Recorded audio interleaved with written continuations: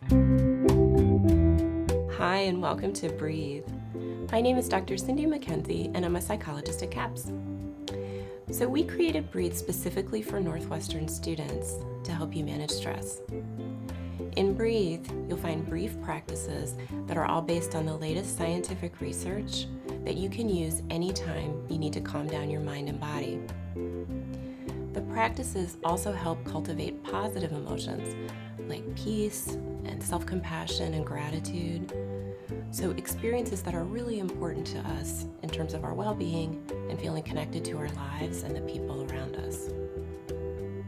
Check back with us frequently because we'll be constantly updating Breathe with new practices to support you. I'm going to turn it over to Northwestern student Ryan Laumers to tell you a little bit more about the science behind the stress response. So thank you for taking time to care for yourself in this way, and have a wonderful day. The program is called Breathe because breathing is the most important thing you can do for your mind and body. Inhaling brings in the oxygen that feeds the trillions of cells in your body to help it function, and exhaling expels 70% of the body's waste. What a detox! Feeling stressed is a common issue for students, so you definitely aren't alone. Stress is something you will feel on and off throughout your life, but it doesn't have to haunt you. Using some of the techniques in Breathe, you can learn to manage stress, feel more at ease in your mind, body, and spirit, and generally elevate your sense of well-being.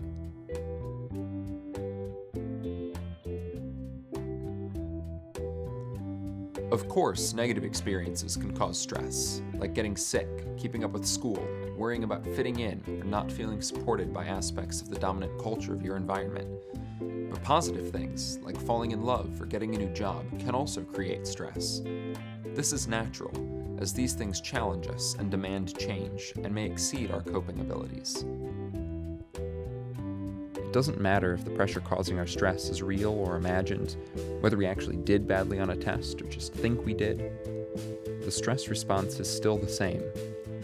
The emotional parts of our brain evaluate the threats we feel and trigger a cascade of hormones often called the fight, flight, or freeze response. Years ago, we needed stress responses to survive being eaten by tigers and lions. The kinds of threats we encounter today often aren't lions and tigers. Stressors might be blows to our self-esteem, like getting a low grade or seeing your ex on Snapchat with a new partner. These will elicit that same stress response our ancestors felt when they were getting chased by tigers. A certain level of stress is healthy. When we don't have challenges, life can seem kind of flat. It's when the demands add up, feel overwhelming, or feel like they exceed our coping abilities and resources that negative stress shows up. Stress can manifest itself in many different ways. Common signs of stress fit into cognitive, emotional, behavioral, or physiological categories. You can pause and use this list to identify the symptoms that your body might be displaying as a result of stress. You may feel one, several, or many of these signs at a time. It is also important to remember that as unique individuals, we may experience stress differently than our peers, and that's okay. The good news is that there's a lot we can do to manage stress.